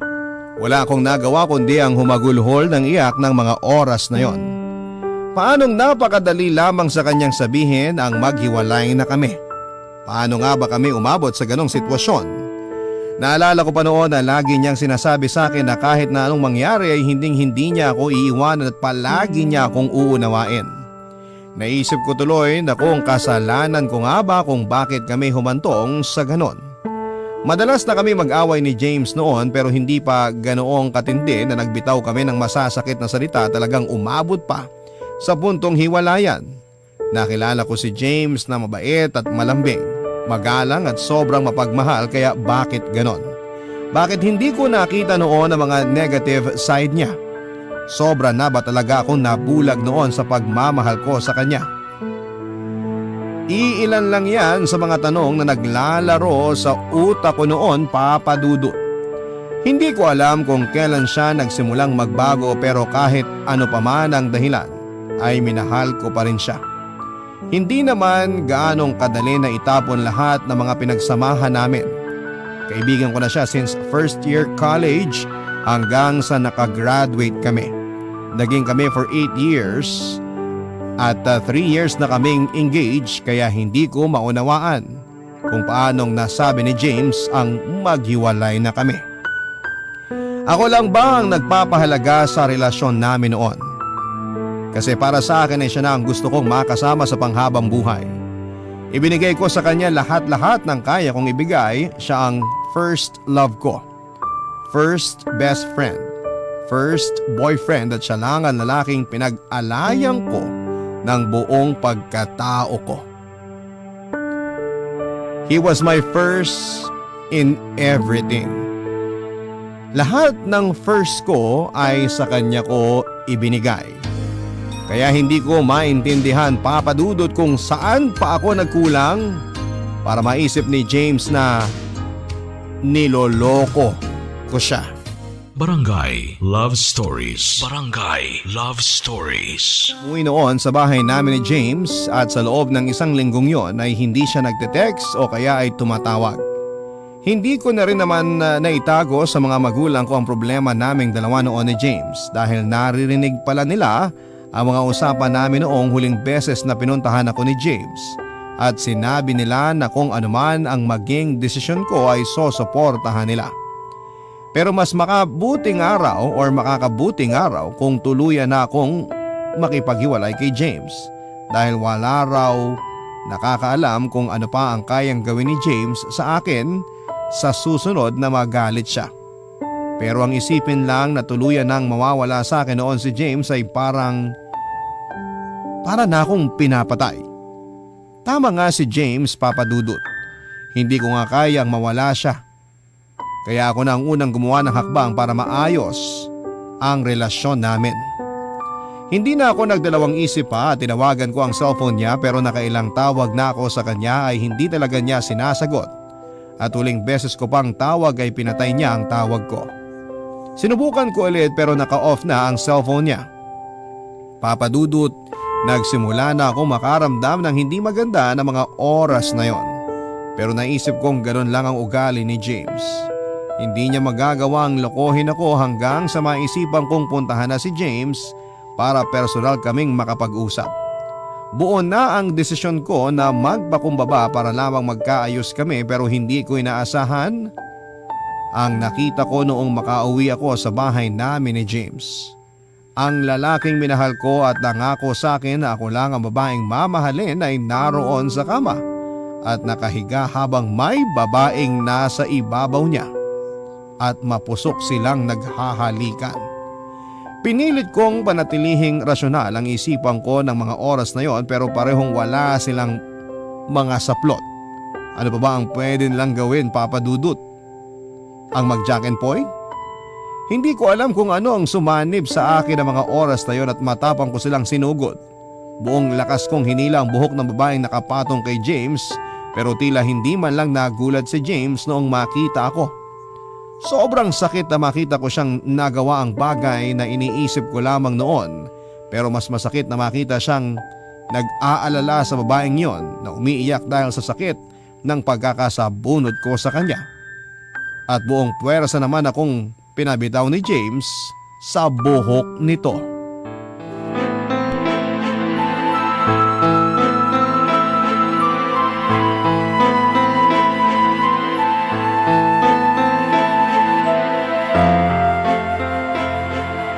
Walang hiya kayo! Ang bababoy nyo! Kung pagbintangan mo ako, grabe! Pero ikaw palang may ginagawang kababuyan! Hayop ka! Manahimik ka, Ayla. Ano pa bang ginagawa mo rito? Hiwalay na tayo, di ba? Kaya naghanap ka kaagad ng ibang babae? Hayop ka! Nangako ka sa akin, James! Nangako ka na hindi mo ako sasaktan at hindi mo ako ipagpapalit sa ibang babae! Oo! Nangako nga ako. Pero isipin mo nga, Ayla. Sino bang una nang iwan sa atin? Di ba ikaw? Mas pinili mo umuwi sa inyo kaysa manatili rito sa akin. Pero hindi yun sapat na dahilan para gawin mo to. 1 linggo pa lang tayong hiwalay, tapos nagdala ka na kaagad ng babae rito? Hindi mo man lang hinintay na makapag-usap tayo ng mahinahon para ayusin ang relasyon natin. 8 years, James. Tinapon mo ng ganun lang. Tama na, Ayla. Tapos na tayo at huwag mo nang ipilit na magkakaayos pa tayo. Malino ang pinag-usapan natin. Kapag hindi ka sumama sa akin pag-uwi, hiwalay na tayo. Kaya nga nandito ako eh. Babe, please. Ayusin natin to. Kakalimutan kong nangyari to. Please. Bakit ba ang kulit mo? Ayaw na nga ni James sa'yo, di ba? Shut up! Hindi ikaw ang kausap ko. Teka, namumukhaan kita. Ikaw yung kasama ni James sa pantry. Ako nga, may problema ka? Hayop ka, James! Ah! Gago ka! Kailan ba? Kailan mo pa ako nilolokong hayop ka? Ba't ba tinatanong mo pa? Hiwalay na nga tayo, di ba? Hindi, James. Matagal mo na akong niloloko. Kailan pa? Utang na loob, sumagot ka. Bakit pa kasi hindi mo pa sabihin sa kanya yung totoo? Sabihin mo sa kanya na 1 taon na tayong may relasyon. Tumahimik ka muna, Tricia, pwede? 1 taon? Tama ka ng dinig. 1 taon. 1 taon mo na pala akong niloloko. Pero kung umasta ka, parang ako ang may kasalanan. Yun pala, ikaw tong may ginagawang kababuyan. Hayop ka! So ngayon alam mo na. Ano bang ginagawa mo rito? Umalis ka na. Bahay ko rin to. Kaya kung may dapat ba na umalis dito, ikaw yon. Ayla, please lang. Umalis ka na muna. Sa ibang araw na tayo mag-usap. Ang dami na nakikiusyoso sa labas. Wow! Bakit? Nahihiya kang malaman ng mga tao na dinala mo rito yung kabit mo? Hindi ko siya kabit kaya tumahimik ka. No, you shut up! Ang kapal na mukha mong pagbintangan ako may ibang lalaki. Yun pala ikaw tong tumitikim na ng ibang babae. Sobrang kapal mo! Fine! Magsama kayo ng kabit mo! At ikaw, huwag kang magpakasaya. Ako nga na-engage sa kanya na gawa niyang lokohin. Ikaw pa kaya? Kung nagsawa siya sa akin, for sure, pagsasawaan ka rin niya. Mahal ako ni James. Yan din ang sinabi niya sa akin. Pero anong nangyari? Pwes, ibahin mo ko. Hindi ako matutulad sa'yo. Tama na yan! Ayla, please, umalis ka na. Lalo lang umahaba tong usapan na to eh. Papadudot nang makarating ako sa bahay ng mga magulang ko ay panayang tanong nila sa akin kung anong problema ko dahil panay lang ang iyak ko. Napayakap ako ng mahigpit sa kanila at pinili kong huwag na lamang magsalita dahil sa oras na magsalita ako ay mapapahagulhol lamang ako ng iyak. Inintindi naman nila ako at sinabing magsabi lamang ako kapag handa na akong pag-usapan ng problema. Wala akong ginawa noon kundi ang umiyak na lamang papadudot at magmukmok sa kwarto. Araw-araw ay wala akong ginawa kundi ang umiyak. Nawala na ako ng gana sa pagkain at hindi na rin ako pumasok sa trabaho sa pagbabaka sakali na darating si James. Kaya gusto ko kung sakaling darating siya ay nandun lamang ako sa bahay. Dumating na nga ako papadudod sa punto na naging desperada na ako. Naisip ko noon na kung kinakailangan na magpakumbaba ako ay gagawin ko basta bumalik lamang siya sa akin. Handa akong kalimutan ang ginawa niyang panloloko sa akin dahil hindi ko siya kayang mawala sa akin. Hindi na ako nagdalawang isip pa noon na puntahan si James sa bahay at hindi na rin ako nagulat na nandun pa rin po si Trisha.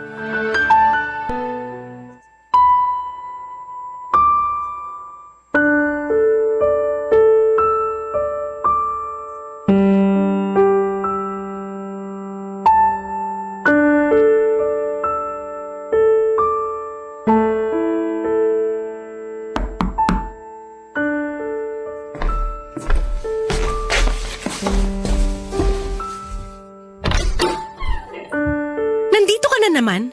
Ganun ba talaga kakapal ang mukha mo para bumalik ka pa rito? Nasaan si James? Siya ang ipinunta ko rito at hindi ikaw. Ano pa bang hindi mo maintindihan sa sinabi ni James na hiwalay na kayo? Huwag mo na kaming guluhin! Fiancé ako ni James. Engaged kaming dalawa at hindi isang babaeng katulad mo lang ang sisira sa relasyon namin. Engaged lang kayo, hindi kasal. Kaya huwag kang feeling entitled kay James. Yung mag-asawa nga naghihiwalay kayo pa kayang engaged lang? Bilib din naman ako sa kakapalan ng mukha mo, no? Sa bagay, kung sino nga naman yung kabit, sila pa yung matapang. Sorry, pero hindi ako kabit. Girlfriend ako ni James. Oo, naging girlfriend ka niya habang fiancé pa niya ako. What does that make you then? Hindi ba kabit? Sinabing hindi ako kabit! Ano ba yan? Natutulog ako ang ingay-ingay nyo! Ito kasing ex mo eh! Nag-e-eskandalo rito ang aga-aga! Babe, James, mag-usap tayo please. Ayusin natin to. Ayla, ano pa ba pag-uusapan natin? Hiwalay na nga tayo, di ba? Nilino ko sa'yo lahat. Please, wag mo akong iwan. Hindi ko kaya. Please, bumalik ka na sa akin. Sorry, pero hindi na kita pwedeng balikan. Mas okay ka naman na wala ako, di ba? Bakit hindi mo ako pwedeng balikan? James, please. Handa akong kalimutan lahat ng to. Balikan mo lang ako. Take me back, please. Nagmamakaawa ako sa'yo. Mahal na mahal kita. Hindi ko kaya na wala ka. Huwag mo namang gawin sa akin to. Ang kulit mo rin talaga. Sinabi nang hindi ka nga babalikan ni James eh. Masaya na kami at magkakaanak na rin kami. Buntis ka? Oo, 2 months na. Kaya kung pwede lang, tigilan mo na si James kasi bumubuo na kami ng pamilya. James, totoo ba? Oo, Ayla. Kaya please lang, huwag na natin pahirapan ang mga sarili natin. Huwag mong alalahanin yung contribution mo sa loan para sa bahay na to. Babayaran ko lahat yon. Hindi yun ang punto ko, James. Wala akong pakialam sa mga nagastos ko. Ang gusto ko lang bumalik ka sa akin. Magsimula tayo ulit. Please, huwag ganito. Hindi ko kaya. Ayla, ano ba? Tumayo ka dyan. Para kang tanga eh. Hindi ako tatayo hanggat hindi ka bumabalik sa akin, James. Ikaw ang mundo ko. Ikaw ang buhay ko. Nangako ka sa akin eh. Sabi mo ako lang. Sabi mo kahit anong mangyari, hindi tayo maghihiwalay. Oh my goodness! Ang drama mo! Magkakaanak na kami ni James, kaya wag mo nang ipilit ang gusto mo. Ako ang pinili niya at hindi ikaw. Huwag kang desperada. Oo, desperada na ako kasi mahal ko si James. Hindi ka na nga niya mahal. Ba't pa ang kulit-kulit mo? Tumayo ka na dyan. Umuwi ka na sa inyo. Tapos na ang usapan na to. Ano pa bang kailangan kong gawin? Sabihin mo sa akin gagawin ko. Basta bumalik ka lang sa akin. Wala ka nang dapat gawin. Buo na ang desisyon ko. Hindi! Ayoko, James. Ayoko. Nangako ka sa akin. Tuparin mo yon. Pasensya ka na. Pero tanggapin mo na lang na may mga pangako talaga na papako. Wala na ba talagang pag-asang maayos tong relasyon natin? Hindi mo na ba talaga ako mahal, James? Please, tama na to. Umuwi ka na. Bakit ba kasi hindi mo pa siya tapatin? Sabihin mo kasing hindi mo na siya mahal para matigil na yung kahibangan niya. Manahimik ka nga, Trisha. Hindi ka nakakatulong eh. Bakit? Huwag mong sabihin mahal mo pa siya. Magkakaanak na tayo, James. Baka nakakalimutan mo. Alam ko. Hindi mo kailangang ulit-uliti sa akin yan. Pananagot ako yung bata. Dapat lang! Please, huwag mo muna akong bitiwan, James. Hindi ko kakayanin nang wala ka. Hayaan mo namang maayos natin to. Ano ba? Hindi na kita mahal kaya itigil na natin to. Mag-move on ka na lang. Sorry kung hindi ko matutupad yung mga pangako ko sa'yo. Papa Dudut, hindi ko na ipinilit ang sarili ko kay James. Wala na akong lakas pa na manatili roon kaya wala sa sarili akong umalis ng bahay na nagsilbing tahanan ko rin sa loob ng 2 taon. Kasabay ng pag-alis ko ay naiwan naman ang puso ko kay James. Hindi ko maipaliwanag ang sakit na nararamdaman ko ng mga oras na yon, Papa Dudut. Parang hindi ako makahinga at pinupukpok ng matigas na bagay ang puso ko. Napakasakit marinig sa kanya na hindi na niya ako mahal gayong pinangako niya sa akin na ako lamang ang babaeng mamahalin niya. Gusto kong mamuhi sa kanya pero mas nangibabaw pa rin ang pagmamahal ko sa kanya.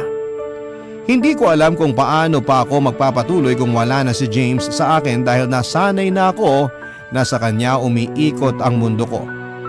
Alam kong hindi ko kakayaning magmahal ng iba kung hindi rin lamang si James. Hindi ko na namalaya noon kung paano ako nakauwi sa amin. Ang tanging nasa isipan ko lamang ng mga oras na yon ay kung paano pa ako magpapatuloy sa buhay dahil ang taong nagsilbing mundo ko ay wala na. Papa Dudut, nag-flashback noon sa utak ko ang lahat ng mga pangakong sinabi niya sa akin at kung gaano ako kasaya noon. Pakiramdam ko pa nga noon ay ako na ang pinakamaswerteng babae sa mundo dahil ang lalaking pinakamamahal ko ay makakasama ko sa panghabang buhay. Pero hindi tulad ng mga fairy tale ay wala kaming happy ending, Papa Dudut. Hindi ko alam kung bakit nga ba kami humantong sa ganon. Ang matamis na pagmamahalan naming dalawa ay napalitan lamang ng labis na pait at sakit sa pakiramdam, Papa Dudut. Barangay Love Stories. Barangay Love Stories. Ilang buwan nang nakakalipas noon pero tila kahapon lamang naganap ang ginawang panloloko sa akin ni James. At sa ilang buwan na yon ay wala akong ginawa kung hindi ang magmukmok sa loob ng kwarto ko at tahimik na umiiyak. Awang-awa ako noon sa sarili ko. Maging ang mga magulang ko ay awang-awa sa akin at sinisisi nila ang sarili nila kung bakit ko dinanas ang bagay na yon. Pero sinabi ko sa kanilang wala silang kasalanan na sinuportahan lang nila kung ano ang tingin nila ay magpapasaya sa akin. Pero tila nga nais ipamukha ng tadhana noon sa akin, Papa Dudut, na wala na akong pinangahawakan at kailangan ko na talaga siyang pakawalan. Noong isang beses ay napagpasyahan kong pumunta sa mall para sana bumili ng regalo para sa birthday ng mama ko ay hindi ko po inaasahan na muling magkukrus ang landas namin nina James at Trisha. Namimili sila noon ng mga gamit para sa bata at hindi ko naiwasang mapatingin sa malaki ng tiyan ni Trisha. Yun na nga siguro ang sign ng tadhana para gumising na ako sa kahibangan na meron ako para kay James dahil malinaw pa sa kristal na hindi na siya babalik sa akin. Bigla namang bumalik sa isipan ko ang lahat ng sakit ng ginawa niyang panloloko sa akin ng mga oras na yon. Parang gusto kong umiyak pero tinatagan ko ang sarili ko dahil ayokong magmuka akong kaawa-awa sa paningin nila. Gusto kong makita nila na ayos na ako at wala na akong pakialam sa kanila kahit na ang totoo ay halos mamatay na ako sa sakit. Yun na lang din ang tanging nagawa ko noon para maisalba ang sarili ko sa matinding sakit at pagkapahiya dahil naaalala ko rin ng mga oras na yon kung paano ako nagmukhang tanga sa pagmamakaawa kong balikan niya ako. Papadudot, tatalikuran ko na sana sila noong marinig kong magsalita si Trisha at nasisigurado kong ako ang pinariringgan niya. Papadudot.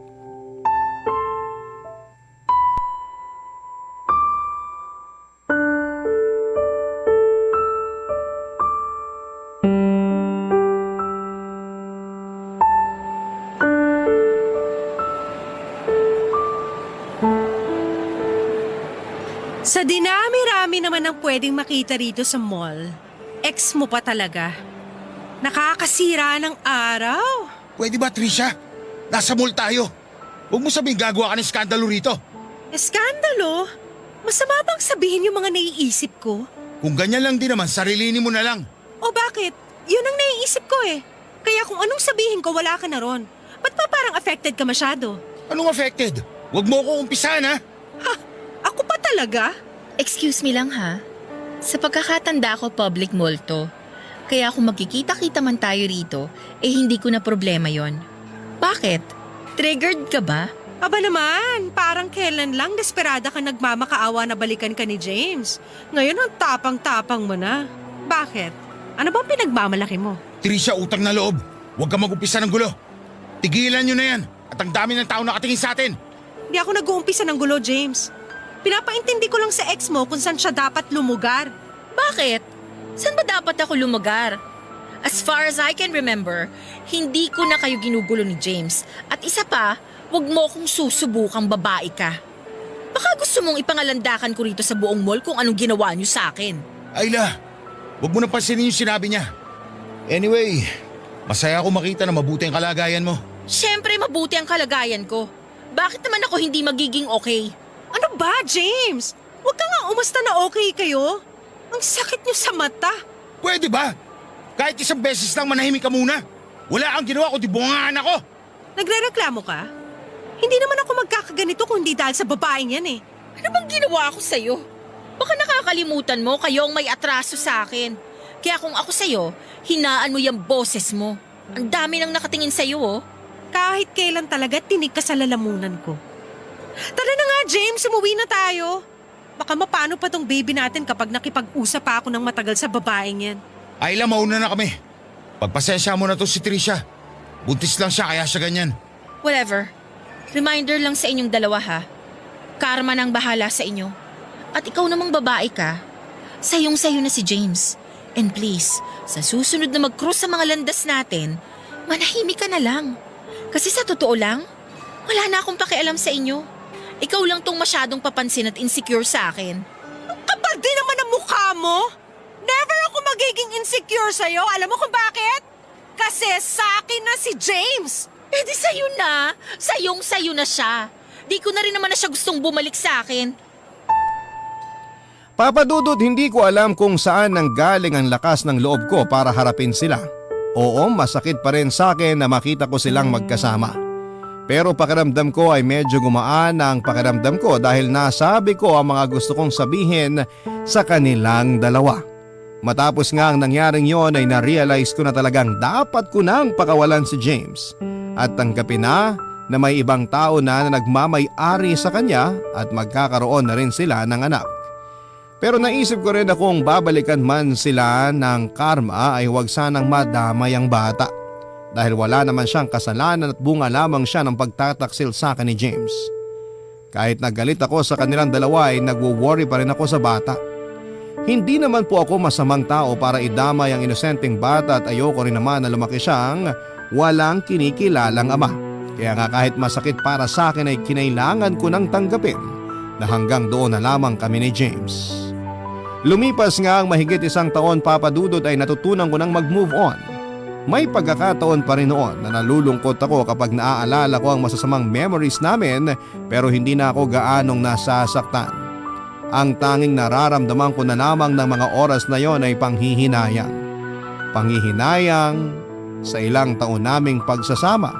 At kung hindi sana kami naghiwalay noon ay kasal na kami at nagsisimula ng bumuo ng sarili naming pamilya. Pero naisip ko na kung nabuntis siguro ako noon ay mas mahihirapan akong mag-move on dahil ang magiging anak ko ang buhay na patunay na may James na nagdaan sa buhay ko. Ngunit marahil ay hindi rin kaloob ng Diyos na magkaroon kami ng anak dahil alam niyang maghihiwalay din kami ni James. Papa Dudut, isang araw nga ay nabigla na lamang ako nang dumalaw sa amin si James.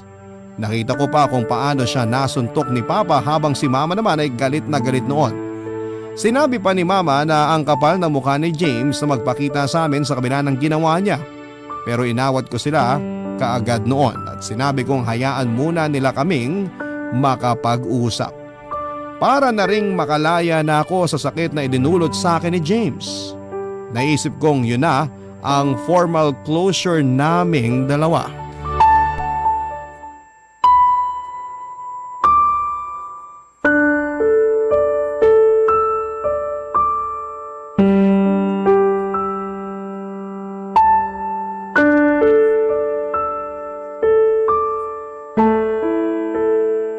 Kamusta ka na? Okay lang. Ayla, Ano bang dahilan mo at nagpakita ka pa talaga sa akin? May mukha ka pa pala na ihaharap sa akin? gusto ko lang makita kung ayos ka lang ba? Hindi ko alam kung matatawa ako or maiinsulto.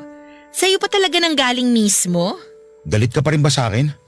Ang masasabi ko lang, wala na akong pakialam to the point na wala akong nararamdamang kahit na ano para sa'yo. Ayla, sorry. Sorry sa lahat ng nagawa ko sa'yo. Alam ko, hirap ka na patawarin ako. Pero gusto ko lang malaman kung baka may natitira ka pang pagmamahal para sa akin. Baka ayaw mo lang sabihin kasi galit ka pa rin sa mga nagawa ko sa'yo. Hindi ko alam kung saan mo kinukuha yung kakapalan ng mukha mo para sabihin sa akin yan. Di mo ba ako narinig? Ang sabi ko, wala na akong nararamdamang kahit na ano para sa'yo. Kahit nagalit man lang. Alam mo kung bakit? Kasi para sa akin, hindi ka na nag-i-exist. Burado ka na sa buhay ko as if hindi kita nakilala. Nakukuha mo ba kung anong ibig kong sabihin? Ayla, please. I'm sorry. Alam ko naging makasarili ako. Pero ang tagal din naman ang pinagsamahan natin, di ba? Ano bang gusto mong palabasin? Bakit kailangan mo pang ungkatin yung nakaraan? Bakit kailangan mo pang magpakita sa akin? Nagsisisi ako na iniwan kita. Gusto ko na magbalikan tayo. Now that's insulting. Talagang may gana kang sabihin na gusto mong balikan kita at nagsisisi ka? Ano bang akala mo sa akin, James? Laruan na kapag nagsawa ka, itatapon mo. Tapos kapag naalala mo, hahanapin mo para paglaruan ulit? Alam mo, nakakatawa ka. Seryoso ako. Please, magsimula ulit tayo. Kung wala ka ng ibang sasabihin, umalis ka na. Ayoko nang makinig sa mga walang kwenta mong salita. Please naman oh. Hayaan mo akong bumawi. Itatama ko lahat ng pagkakamali ko. Pinapangako ko na magbabago na ako para maging karapat-dapat ulit ako sa'yo. Pangako na naman? Di ka pa ba nagsasawa kakapangako mo? Ni isa sa mga pangako mo sa akin nun, James, wala kang tinupad. Tapos ngayon magdadagdag ka na naman ng pangako? Ang kapal naman ng mukha mo. Ang kapal-kapal mo. Bigyan mo lang ako ng pangalawang pagkakataon. Babawi ako sa'yo. Hindi ka na magbabago, James. May Trisha ka na. Tapos ngayon nandito ka para sabihin na gusto mong magsimula ulit tayo? Ano? Pagsasabayin mo ulit kami? Hiwalay na kami ni Trisha. Kaya pwede na tayo magsimula ulit. James, naririnig mo ba yung sarili mo? Ipinagpalit mo ko kay Trisha. Tapos ngayong wala na kayo, babalikan mo ko? Kung hiwalay na kayo, wala na akong pakialam. Hindi ko na problema yun. At wala na akong pakialam kung bakit kayo naghiwalay. Nung nalaman ng parents ko naghiwalay tayo, nagalit sila ng gusto. Kulang na lang itakwil nila ako. Kausapin mo sila, please. Sabihin mo magbabalikan tayo. Alam mo naman kung gaano ka gusto ng parents ko, di ba? Alam mo at alam ko, pero nagawa mo akong lokohin. Bakit? Di ba nila gusto si Trisha? Pinili mo nga siya eh. Di nila matatanggap si Trisha dahil hindi siya ikaw. Pakiusap, pakinggan mo ako. Ayusin na natin to. Alam ko mahal mo pa rin ako. Di naman yun basta-basta mawawala sa loob ng ilang taon eh. Minahal mo ako ng 8 taon, Ayla. Alam ko selfish ako dahil sa hinihingi ko sa'yo. Pero mahal pa rin kita. Hindi ko dapat ginawa sa'yo yun. Alam ko sobra kita nasaktan pero sana mapatawad mo ako. James, tama na. Oo, minahal kita ng 8 taon at wala na akong itinira para sa sarili ko. Pero masisisi mo ba ako kung wala na akong maramdamang pagmamahal sa'yo? Hindi ka lang selfish. Self-centered ka pa. Akala mo siguro lahat ng bagay at pagkakataon ay papabor sa'yo. Pero ito lang ang masasabi ko sa'yo. Matagal na akong nag-let go. Naka-move on na ako.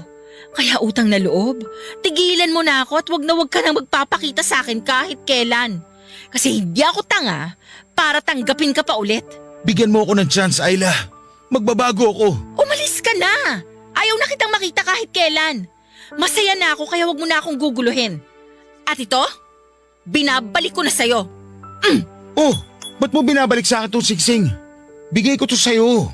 Engagement ring natin to eh. Pero hindi naman na matutuloy ang kasal natin. Ibinabalik ko na yan sa'yo dahil hindi ko na yan kailangan. Itinago ko lang yan in case na magkaroon ako ng chance na ibalik sa'yo yan. At ito na nga yun. Simbolo to ng pagmamahalan at pangako natin sa isa't isa. Hindi ko tatanggapin yan. Itapon mo kung ayaw mo na. Di ikaw magtapon. Oo, simbolo yan ng pagmamahalan at pangako natin sa isa't isa. Pero James, ikaw ang sumira sa relasyon natin. Ikaw ang unang sumira sa pangako mo. Kaya umalis ka na. Ayoko nang magkaroon pa ng kahit na anong ugnayan sa'yo. Papadudot matapos ang pag-uusap naming yon ni James ay tila ba gumaan ang pakiramdam ko at tila ba nabunutan ako ng tinik sa dibdib dahil nailabas ko na ang sakit at galit na matagal ko nang kinikimkim. Hindi ko nga maintindihan ang tadhana, Papadudot. Bakit ba pilit tayong ipinapare sa taong hindi naman para sa atin? Pero kahit na ganoon ang nangyari sa amin ay pinilit kong tanggapin. Nangihinayang man ako sa 8 taong pinagsamahan namin ay kailangan kong tanggapin na hanggang doon na lamang ang kwento namin. Dahil hindi nga lahat ng love story ay may happy ending. Pero nasisigurado kong hindi doon magtatapos ang pahina ng buhay pag-ibig ko. Dahil alam kong magmamahal akong muli kapag tuluyan ang naghilom ang sugat sa puso ko. At lumipas ang 1 taon ay natutunan ko na ring patawarin si James at tuluyan na ngang naglaho ang pagmamahal ko para sa kanya. Sa ngayon, Papadudot, ay masaya na ako sa pagiging single at kasalukuyan din ako nagtatrabaho bilang administrative assistant sa isang resort dito sa Pangasinan. Nagpatuloy ako sa buhay ko at masasabi kong minsan ay naisip na hindi na ako buwabata pero ayoko rin namang magmadali dahil nasa akin pa rin ang takot na magkamali na naman sa pagpili ng taong mamahalin ko. Pero alam kong darating din ang para sa akin, ang kailangan ko lang ay maghintay. Naisip ko rin na hindi ko kailangang magmadali dahil kung para sa akin ay ibibigay ng Diyos. Pasasaan ba at matatagpuan ko rin ang taong nararapat para sa akin, taong magmamahal sa akin at pahahalagahan ako ng higit pa sa kaya kong ibigay. Hinihintay ko na lamang na tuluyan ang maghilom ang sugat na iniwan ni James sa puso ko. Para sa oras na dumating na ang tamang tao para sa akin ay handa na akong magmahal muli ng buo. Maraming salamat po, Papadudot, kung sakali man na isa ang sulat ko sa mapili po ninyong basahin sa araw na ito. Nagpapasalamat po ako sa Barangay Love Stories sa pagbasa ng aking kwento at pagbibigay buhay. Ang inyong forever kapuso at kabarangay, Ayla. Barangay Love Stories. Love Stories.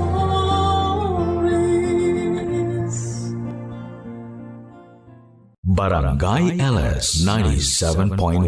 97.1. Number 1. Forever.